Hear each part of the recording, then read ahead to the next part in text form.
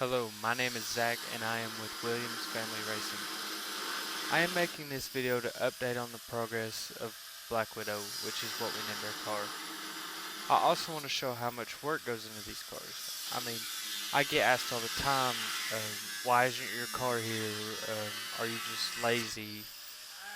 There's three real factors of why we might not be there that week. Um, Of course, we may have been lazy and not finished the car that week, but also there's a lot of the times we're just waiting on parts from some source. Like, let's say we order something from like Speedway or Days Motorsports.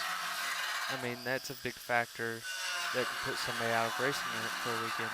Also, and one of the biggest reasons most people don't race is just low. They have low funds that week or something of that sort. On a side note, I want to apologize for not getting everything recorded this week. I tried to remember the camera and set it up and everything, but there was just a couple of hours that I forgot to record. I didn't have the camera outside with me, so I want to go ahead and apologize for that. So let's get right into it. The first thing we knew we had to do at the start of the week was clearing scout for the fuel pump. This process is critical to getting the dummy block in the car. After we get the dummy block in the car, we can start building the bulk of the front end of the car.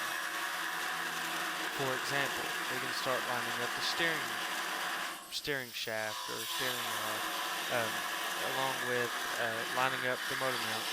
Of course, the front motor mounts, then the mid mounts.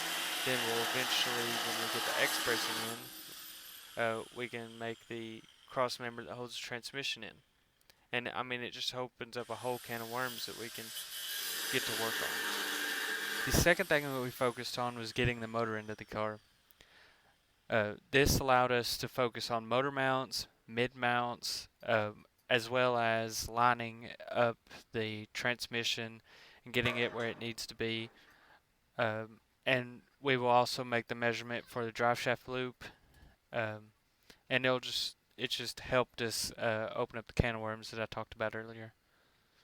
You will notice that we took a little extra time to make sure that the motor was lined up perfectly. And that was just an extra precaution that me and my dad wanted to make.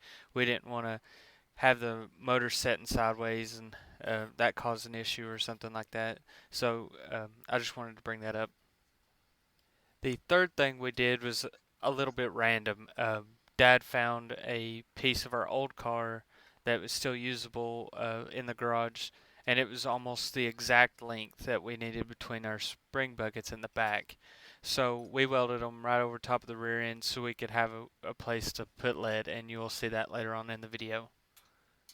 The last thing that we did this week was boxing in the front snub, and we do this because we weld a bar on top of the frame at the front so our bumper can slide in. It's just personal preference. There's no real reason why you should do that instead of bolting it on the front snub like other people do. So that's all I've got to say this video. Please enjoy the rest of the video. I will put some music on. Peace. Talk to you later.